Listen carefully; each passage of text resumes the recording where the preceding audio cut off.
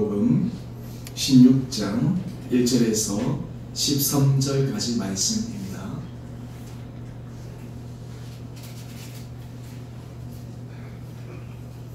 요한복음 16장 1절에서 13절까지 말씀, 우리 한 절씩 저와 여러분이 교독하도록 하겠습니다. 내가 이것을 너희에게 이름은 너희로 실족하지 않게 하려 함이니 사람들이 너희를 죽일 뿐 아니라 내가 이르면 무릇 너희를 죽일 자가 생각하기를 이것이 하나님을 섬기는 일이라 하리라. 그들이 이런 일을 할 것은 아버지와 나를 알지 못함이라. 오직 너에게 이 말을 한 것은 너희로 그때를 당하면 내가 너희에게 말한 이것을 기억나게 하려 하며 처음부터 이 말을 하지 않은 것은 내가 너희와 함께 있었습니다. 지금 내가 나를 보내신 이에게로 가는데 너희 중에서 나더러 어디로 가는지 묻는 자가 없고 도리어 내가 이 말을 함으로 너희 마음에 근심이 가득하였도다. 그러나 내가 너희에게 실상을 말하노니 내가 떠나가는 것이 너희에게 유익이라. 내가 떠나가지 아니하면 보혜사가 너희에게로 오시지 아니할 것이요 가면 내가 그를 너희에게로 보내리니 그가 와서 죄에 대하여 의에 대하여 심판에 대하여 세상을 책망하시리라. 죄에 대하여라 함은 그들이 나를 믿지 아니하며 의에 대하여라 함은 내가 아버지께로 가니 너희가 다시 나를 보지 못하니요 심판에 대하여라 함은 이 세상 임금이 심판을 받았음이라. 내가 아직도 너희에게 이를 것이 많으나 지금은 저희가 감당하지 못하리라. 그러나 진리의 성령이 오시면 그가 너희를 모든 진리 가운데로 인도하시리니 그가 스스로 말하지 않고 오직 들은 것을 말하며 장대 일을 너희에게 알리시리라. 아멘. 1월 31일 우리 수요일에 나오신 우리 여러분 한 분 한 분들을 주 이름으로 축복합니다. 날씨가 조금 풀렸죠. 제가 지난 주일 이 수도관이 얼어가지고 언제 이 수도가 열릴까 그래서 이 수도관을 틀었는데 어제부터 수도물이 나오더라고요. 그래서 막 얼마나 감사한지, 원래 제가 이 수도물을 틀면 이 수도 요금이 많이 나올까 끄고 있는데요. 그래서 이번에는 제가 관리하는 분한테 말씀을 드리고 좀 틀어놓겠다 했더니 틀어놓으라고. 얘기해보니까 내일은 영상이고 또 주말에는 또 이렇게 영하고 한데 하여튼 참 이게 없다가 다시 이렇게 물이 나오고 하니까 얼마나 감사한지. 보일러도 지난주에 틀었는데 안 돼가지고 고생했거든요. 근데 가만히 생각해보니까 지난주 토요일날 그분이 와서 이렇게 다 뚫었는데 제가 생각하기에 아마 마지막 얼마 남지 않은 부분 남겨놓은 것 같아요. 이분이 와서 얘기하기를 어느 집에 가서 수도관을 뚫었는데 앞에서 뭐 한 7, 8시간 열심히 뚫었는데 포기하고 갔다는 거예요. 그래서 자기를 불렀는데 가서 보니까 거의 한 10cm 정도 딱 하니까 물이 뚫렸다는 거예요. 그걸 못해가지고 포기하고 갔는데 그래서 저도 생각해보니까 아마 그때 위에서부터 다 뚫어놨는데 아마 마지막 부분 아마 그걸 못해가지고 그랬는데 참 다행히 이쪽이 녹아가지고 물이 나올 수 있어서 참 얼마나 감사한지 모르겠습니다. 참 그러고 보니까 우리 삶 가운데 일상에서 작은 부분들이 우리가 너무나 당연하다고 생각하는 것들이 그것이 때로는 없어지기도 하고 때로는 불편을 겪을 때 그것이 다시 우리에게 주어지면 진짜 감사하구나 라고 하는 부분의 요소들이 참 많은 것 같습니다. 그런 의미에서 우리가 사실 삶을 살아가면서 우리가 감사의 거리들, 사실 어떤 조건들로 찾는 것보다 우리 일상 가운데서 하나님께서 우리에게 주어주신 것, 이것들이 얼마나 감사한지 모르겠습니다. 저는 오늘 말씀을 준비하면서 오늘 특별히 제일 첫 번째 이런 질문을 한번 던져보고 싶습니다. 예수님을 잘 믿는다는 것이 도대체 무엇인가? 우리가 예수를 믿는다라고 하는 부분에 대해서 우리가 사실은 신앙생활을 한다는 것이 예수님을 잘 믿기 위해서 신앙생활을 하는 것이잖아요. 근데 도대체 예수님을 잘 믿는다라고 하는 것이 어떤 의미인가? 라는 생각들을 다시 한번 해보게 됩니다. 요즘 참 안타까운 것은 이 한국 사회에서 이 기독교가 참 그동안 많은 기여를 했습니다. 사실은 사회의 복지라든지 구제라든지 이런 부분에 있어서 통계를 내보면 우리 기독교가 거의 한 70% 이상을 감당하는 그런 통계 수치가 있는데요.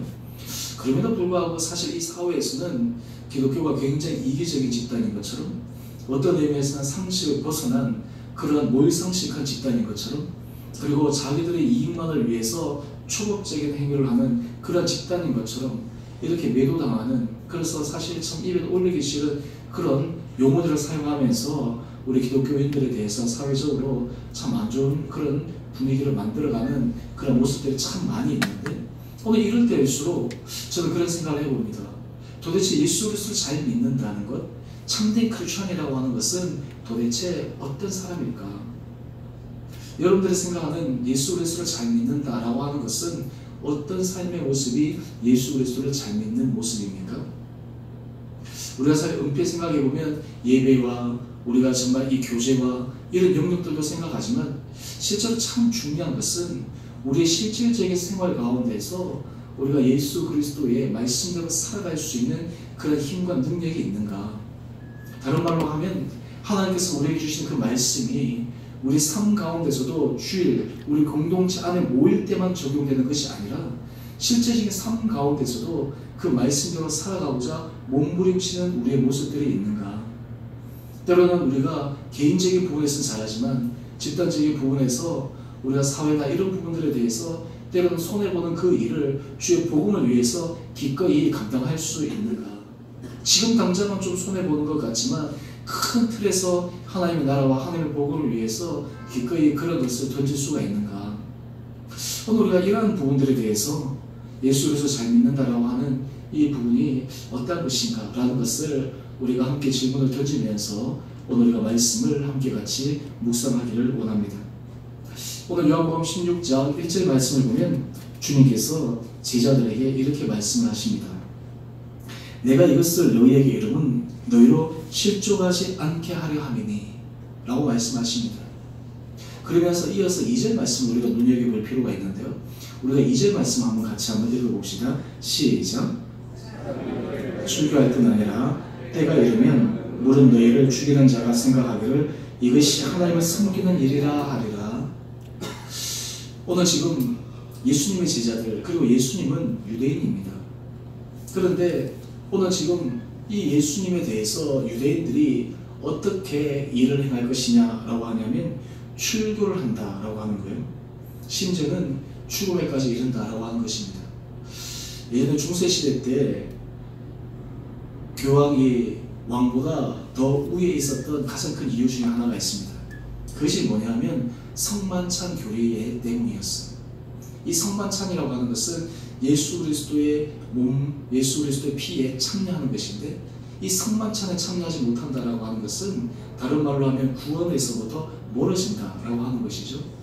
그런데 이 교황이 이 성만찬의 교리를 가지고 사람들에게 excommunication, 다르게 얘기하면 이 성만찬에 참여하지 못하도록 만들어버리는 거예요.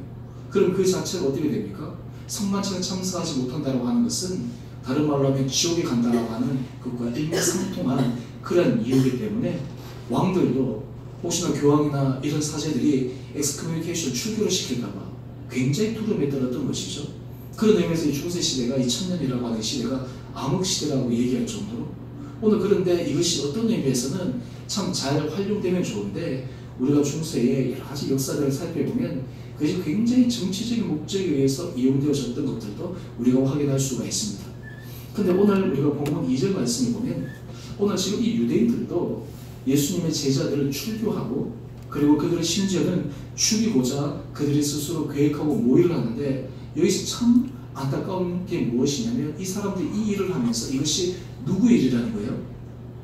하나님 섬기는 일이라고 하는 거예요. 정말 무서운 얘기입니다.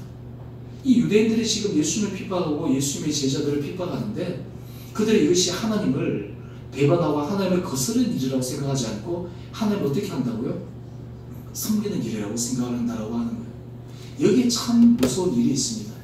이 세상에서 가장 무서운 것이 이 종교적인 잘못된 신념입니다. 특별히 우리가 이단들을 보면 우리가 요즘에 뭐 신천지라든지 이런 데서 참 위험에 빠진 요소들이 무엇이냐면요. 여기에 빠지면 가족들도 없습니다. 주변의 사람들하고 다 절연하고 그냥 완전히 그게 잘못된 교리에 빠져가지고 그냥 가정이 파탄나는 경우가 있지 않습니까? 제가 아는 어느 가정에서도 그 한 분이 그냥 잘못된 그 이단에 빠져가지고요. 남편하고도 절연하고 가족도 떠나고 심지어는 자녀하고도 절연하고 도대체 신앙이 도대체 무엇인가? 하나님을 섬긴다라고 하는 것이 무엇인가? 라고 하는 이런 심각한 질문을 해볼 수 있습니다. 예수 그리스도를 잘 믿는다라고 하는 것이 도대체 무엇인가?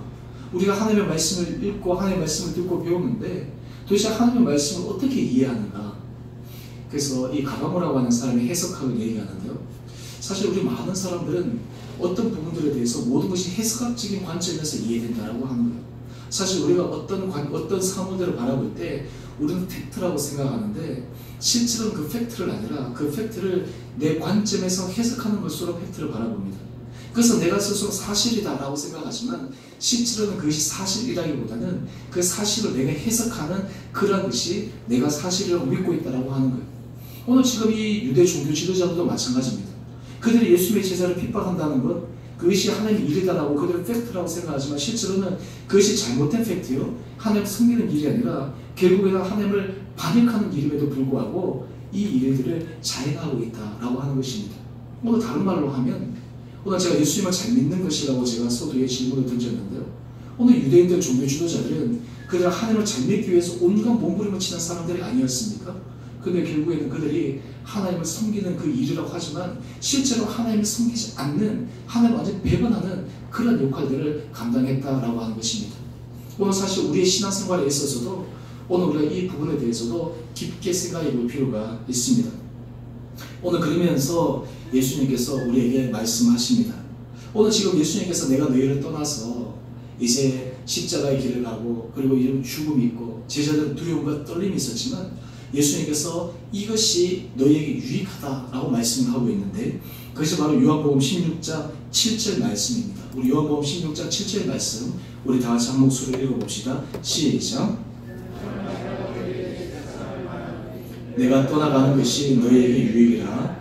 내가 떠나가지 아니하면 보혜사가 너희에게로 오시지 아니할 것이요 가면 내가 그를 너희에게로 보내리니. 아멘. 오늘 요한복음 16장 13절 말씀 보면 성령님을 진리의 성령님이라고 표현하고 있습니다.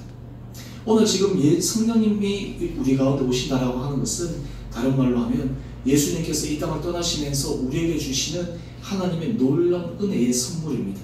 성령님이 우리 가운데 오시면 우리는 진리 가운데 거할 수가 있습니다. 성령님이 우리의 삶을 인도하시면 우리가 정말 하나님을 잘 섬기는 그 일로 갈 수가 있습니다. 많은 사람들이 하나님을 섬기는 일에 떠나는 가장 큰 이유 중에 하나가 바로 이 진리의 성령님의 길을 인정하지 않고 진리의 성령님의 인도함을 받지 않기 때문에 그러합니다. 오늘 그러면 진리의 성령님이 오셨을 때 진리의 성령님이 하시는 중요한 세 가지 일을 오늘 본문에서 말씀하고 있는데 오늘 그것을 우리가 집중적으로 함께 살펴보도록 하겠습니다. 오늘 요한복음 16장 8절 말씀을 보면 진리의 성령님이 오셨을 때 하는 세 가지의 일이 있는데요, 첫 번째는 무엇이냐면 그가 와서 죄에 대하여, 두 번째는 의에 대하여, 세 번째는 심판에 대하여 세상을 책망하시리라 라고 말씀하고 있습니다. 오늘 진리의 성령님이 오시면 하는 중요한 세 가지 일이 죄에 대해서, 의에 대해서, 심판에 대해서 말씀하고 있다라고 하는 것입니다.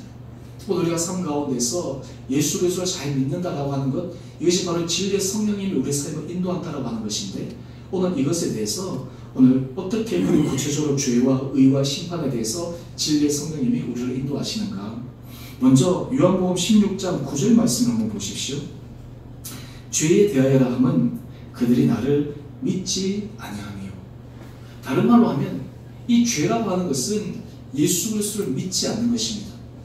또 하나 더 깊게 들어가면 예수 그리스도를 믿지 않는다라고 하는 것은 예수님께서 말씀하시는 말씀을 믿지 않는다라고 하는 것입니다.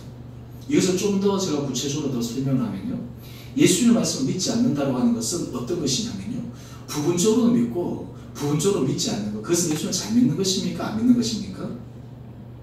잘 못 믿는 것이죠. 예수를 믿는다라고 하는 것은 100% 예수의 말씀을 따라 살아간다라고 하는 의미입니다.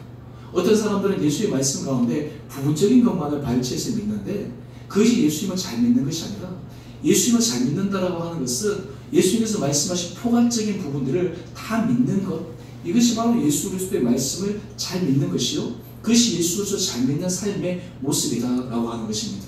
그래서 오늘 특별히 이 죄에 대해서 얘기하면서 예수 그리스도를 잘 믿는다라고 했을 때 제가 이 용서에 대해서 오늘 좀 말씀을 나누고 싶습니다. 여러분 최근에 그저께 지금 인터넷에서 막 이렇게 달구기도 하고요, 막 하는 서지영 검사님, 이분 우리 교회 집사님이시잖아요. 그래서 이번에 나와서 아마 여러분들 보면서 좀 깜짝 놀라기도 하고 하실 텐데, 이번에 이렇게 하게 된 결정적인 계기가 제가 보면서 참 마음이 아팠던 것이 무엇이냐면, 자기 가해자가 하나님 앞에 용서를 빌고 실제로 피해자에게 용서를 구하지 않는데 그것이 과연 정당한가? 라고 하는 여기서부터 이 8년 동안 그동안 힘들었던 이 부분들을 참고 있다가 이제 공개적으로 할 수 있는 용기가 생겼다라고 하는 것이요. 오늘 저는 그것을 보면서 예수로서 잘 믿는다라고 하는 것이 도대체 무엇인가? 우리 교회가, 우리 성도들이 정말 하나님의 말씀을 제대로 믿고 하나님의 말씀을 제대로 가르친다라고 하는 것, 그리고 그 말씀을 제대로 순종한다라고 하는 것, 특별히 용서의 부분에 대해서 우리가 함께 깊게 생각해 볼 필요가 있습니다. 마태복음 5장 23절, 24절 말씀을 보면 예수님께서 굉장히 중요한 말씀을 하고 계십니다. 오늘 여기서 보면 예수님께서 이렇게 말씀하고 계시는데요. 예물을 제단에 드리려다가 거기서 내 형제에게 원망 들을 만한 일이 생각나거든 예물을 제단 앞에 두고 가서 먼저 가서 형제와 어떻게 하라고요? 화목하고 그 후에 예물을 드리라. 굉장히 오래전의 영화인데, 미량이라는 영화에 보면 거기 한 살인자가 감옥에서 자기의 피해자에게 뭐라고 얘기하냐면, 나는 하나님께 기도하면서 내가 저지른 죄를 용서받았다 라고 얘기를 해요. 근데 그 피해자가 몸부림치면서 이야기합니다. 정작 피해자인 나는 용서하지 않았는데 자기 혼자 하나님 앞에 용서받았다라고 하는 것이 이게 과연 맞는 일인가? 오늘 그러면 성경에서는 우리가 하나님 앞에만 용서받았다라고 하면 모든 문제가 해결되는가? 오늘 근데 우리가 마태복음 5장 23절 24절에 보면 예수님께서 명확하게 말씀하시는 것이 무엇이냐면, 이 용서라고 하는 부분은 사람과 사람 사이에서도 반드시 일어나야 될 문제라고 하는 거예요. 하나님과 우리 사이 안에서 문제뿐만 아니라 사람과 사람 사이에서도 일어나야 될 문제라고 하는 것입니다. 오늘 제가 큰 사건을 얘기했지만 사실 우리 신앙생활에 있어서도 참 중요한 것은요, 우리가 어떤 부분을 하나님과 먼저 푼다라고 했을 때 그것이 온전히 풀리기 위해서는 사람과의 관계에서도 풀려져야 됩니다. 사람과의 관계 속에서도 우리가 응당해야 될 일들이 있습니다. 다른 말로 하면 이렇습니다. 여러분, 우리가 사회에서 법이라는 것이 있습니다. 법 위에 뭐가 있죠? 윤리라는 것이 있습니다. 그런데 윤리 위에 뭐가 있냐면 신앙이 있어요. 근데 많은 그리스도인들이 때론 이 윤리적인 것을 저버리면서 할 때가 많고요, 심지어는 세상 법을 어기면서까지 하는 경우도 있어요. 근데 믿음의 사람들은요, 세상의 법은 일단 넘어서고 그 다음 윤리적인 부분에 있어서 넘어서는 그런 말씀이 오늘 예수님께서 우리에게 하시는 말씀이에요.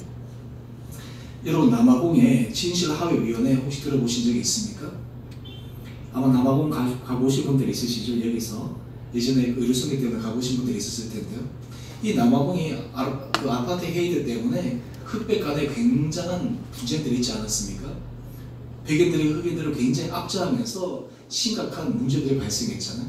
그래서 넬슨 만델라가 대통령이 되고 난 다음에 이 흑백의 문제를 해결하기 위해서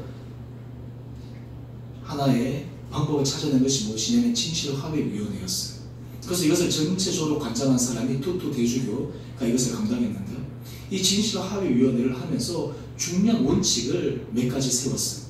그 원칙을 말씀드리면, 첫 번째가 어떤 원칙이냐면, 오늘 이 남아공의 진실화해위원회는 모든 인권 침해의 선행사건 그리고 정황뿐만 아니라 피해자의 관점 그리고 가해자의 동기 관점까지 다 고려하는 거예요.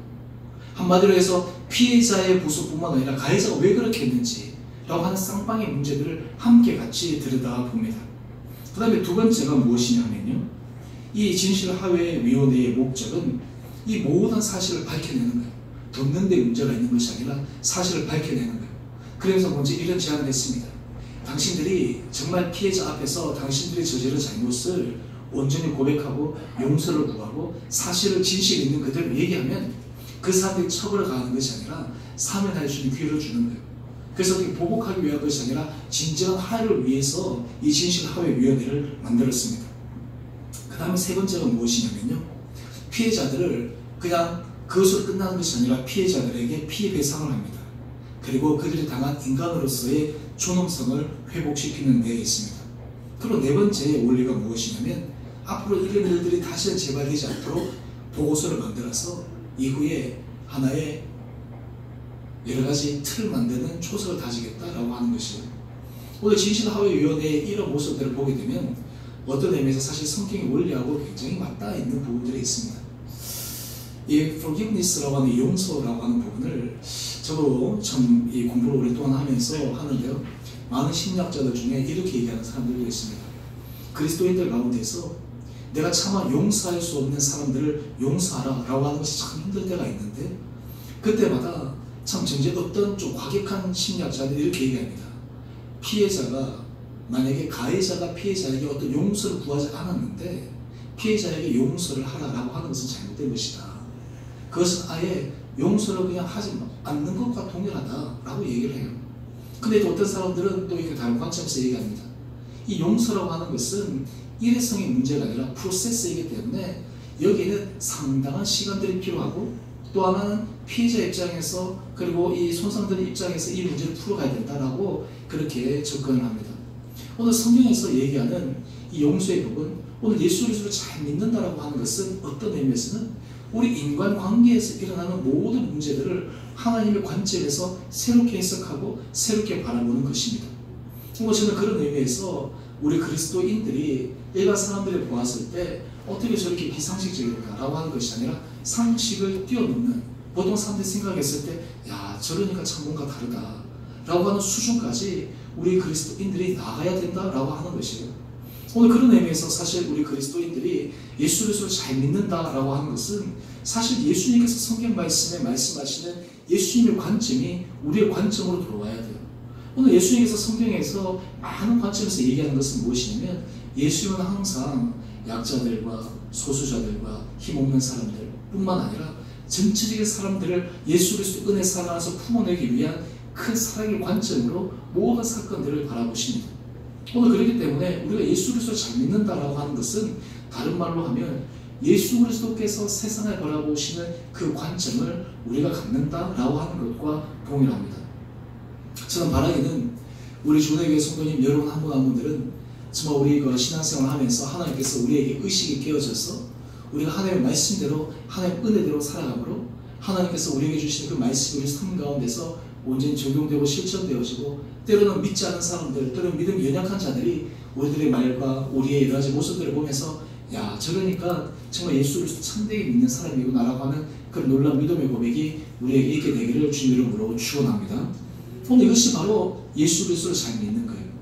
오늘 지금 이 죄에 대해서 이 성령께서 말씀하시는 것은 우리가 그냥 주님처럼 믿습니다 라고 하는 단편적인 신앙에 머물러 있는 것이 아니라 한 걸음 더 나아가서 예수님께서 우리에게 하시는 그 말씀에 대해서 우리가 깊게 생각하고 그 말씀에 대해서 우리가 적응해 가는 것입니다. 오늘 바라기는 하나님께서 우리들에게 그런 은혜를 허락해 주시기를 원합니다. 우리 두 번째 이 성령께서 하시는 것이 무엇이냐면 요한복음 16장 10절의 말씀인데요. 의에 대하여라 함은 내가 아버지께로 가니 너희가 다시 나를 보지 못하며. 예수 의는 누구냐면 예수 그리스도를 의미합니다. 여러분 이 세상의 의는 예수 그리스도 한 분이시다라는 것을 고백하는 것이 바로 성령님께서 우리에게 하시는 관점입니다. 굉장히 오래된 책인데요. 예수라면 어떻게 하실까? 혹시 여러분 그 책 굉장히 오래전에 책인데 읽어보신 적이 있으십니까? 읽어보신 적이 있죠. 이 책의 내용이 무엇이냐면 예수라면 도대체 어떻게 하실까? 제가 지금 첫 번째 죄에 대해서 말씀을 드리는데요. 우리 모든 성도들이 항상 머릿속에 생각해야 될 가장 중요한 기준은 무엇이냐면 예수님이라면 어떻게 하셨을까? 예수님이라면 어떻게 하셨을까? 라고 하는 이 질문이 굉장히 중요합니다. 유명한 학자들은 이렇게 얘기합니다. 우리가 삶을 살아가면서 우리의 삶이 윤택해지고 우리의 삶이 발전하기 위해서 우리에게 정말 중요한 것은 좋은 질문을 하는 것이다. 우리나라 교육과 이 미국이나 이쪽 교육에 있어서 가장 큰 차이 중에 하나가 무엇이냐면요. 우리나라는 주입식 교육이 강하잖아요. 이 주입식 교육은 어떤 교육이에요? 선생님이 얘기하면 학생들이 일방적으로 듣는 훈련이잖아요. 그런데 이 서구의 교육에 있어서의 중요한 원리는 무엇이냐면요. 주입식 교육이 아니라 질문하는 교육이에요. 학생들이 질문하게 만들어요. 그 질문이 잘 됐든 못됐든 질문하게 합니다. 근데 이런 질문법은 어디서부터 출발하게 되냐면 유대인들의 교육에서부터 출발해요. 유대인들은 이 식탁에서부터 그들 이런 훈련을 합니다. 자녀들에게 일방적으로 주입하기보다는 자녀들의 생각을 끌어내요. 자녀들을 하여금 질문하게 해요. 그 질문이 때로는 엉뚱한 질문이라 할지라도 그 질문을 통해서 이 부모가 대화하면서 이 자기들의 생각을 점점 끌어갑니다. 오늘 우리가 그리스도인들이 늘 질문해야 될 중요한 질문이 무엇이냐면 예수님이라면 이 상황에서 어떻게 하셨을까? 라고 하는 질문이에요. 오늘 많은 경우에 우리들은 예수님은 어떻게 하셨을까? 라고 하는 이러한 생각들보다 일반 다른 사회적 관점에서 이 일을 어떻게 할까? 내 감정에서는 어떻게 할까? 내가 살아온 문화에서 이 일을 어떻게 할까? 라고 하는 이런 질문들이 우리 가운데 자리잡고 있습니다. 오늘 지금 성령님께서 우리가 의에 대하여 예수님의 가장 중요한 의라는 것을 우리가 생각할 수 있다면 우리가 항상 모든 질문 가운데 예수님이라면 어떻게 하셨을까?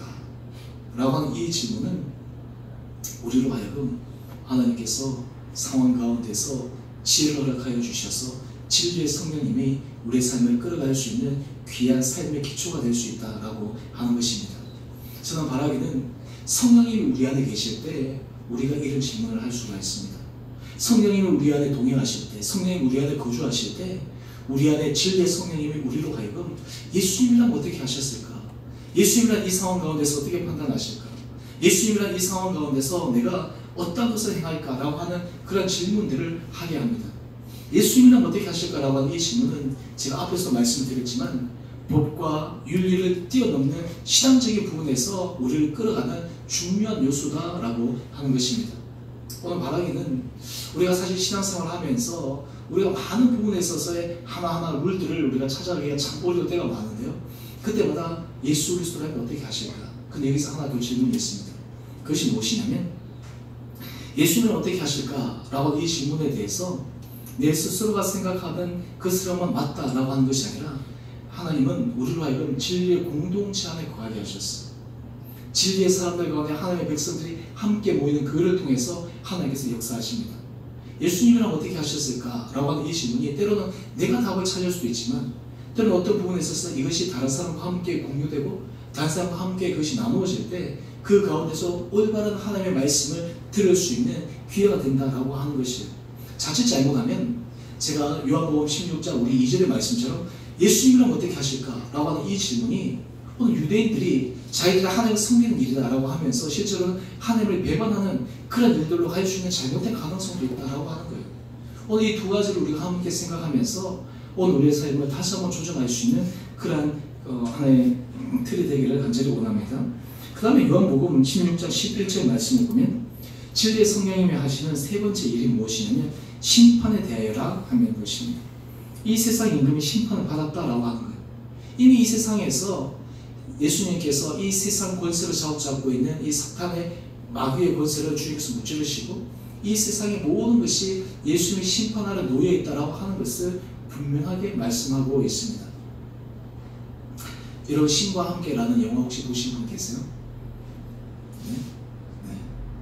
그 영화의 전체적인 것들을 보니까 사실 이 모멘텀이 어떤 의미에서 안에 소재가 이 뭐죠? 우리 일반 우리 한국 사람들이 생각하는 어떤 내세관들이 좀 반영되어 있잖아요. 뭐 연마대왕도 나오고 막 그렇긴 한데, 근데 그 안에서 보니까 우리 하나 중요하게 생각이 될 것이 있어요. 그것이 무엇이냐면 그 영화에서 뭐 다른 소재들을 다 떠나서 사람들에게 각성을 줄 수 있는 것이 무엇이냐면 우리가 이 세상을 살고 마지막 내세에 갔을 때는 반드시 우리 삶에 대해서 어떤 것이 있다고요? 심판이 있다라는, 판단이 있다라고 하는, 여기에 대해서 사실 각성을 줄 수 있는 영화다라는 그런 생각을 해보는데요. 여러분 우리가 삶을 살아가면서 많은 그리스도인들이 때로는 예수 그리스도의 이름으로 살아간다라고 하면서 가정되게 때로는 잘못되게 판단하면서 자기 마음 중심이나 다른 생각을 갖고 있는 그 있으면서 이중적인 행동을 하는 가장 큰 이유 중에 하나가 무엇이냐면 마지막 심판에 대해서 그들이 깊게 생각하지 않고 있기 때문에 그렇습니다. 오늘과 삶 가운데서 마지막 하나님밖에 심판대에 섰을 때 하나님께서 우리의 생각과 우리의 말과 우리의 판단을 어떻게 바라보실까 라는 것들을 우리가 생각하기만 해도 사실 우리가 두려움과 떨림으로 하나님의 구원을 이루어갈 수가 있어요. 오늘 지금 성령님께서 우리에게 오시면 이것을 생각나게 하신다라고 하는 것입니다. 오늘 진리의 성령이 오셨을 때 세 가지로 제가 말씀드렸습니다. 첫 번째는 뭐라고요? 죄에 대해서, 두 번째는 의에 대해서, 세 번째는 심판에 대해서. 오늘 진리의 성령이 우리와 함께 하시는가? 라고 하는 이 부분에 대해서 끊임없이 우리는 이 죄의 부분, 예수의 말씀을 우리가 부분적인 것이 아니라 전체적으로 알고 있는가? 두 번째는 예수 그리스도께서 하시는 말씀과 같이 우리 삶의 중요한 삶의 기본이 되는가? 세 번째는 심판의 부분에 대해서 우리가 깊게 생각해야 될 필요가 있다라고 하는 것입니다. 이것은 진리의 성령이 우리와 함께 거하실 때 우리로 하여금 깨닫게 하고 적용할 수 있는 삶의 원리다라고 하는 것입니다. 자, 그러면서 오늘 요한복음 16장 13절 말씀 우리 다 같이 함께 읽어봅시다. 시작.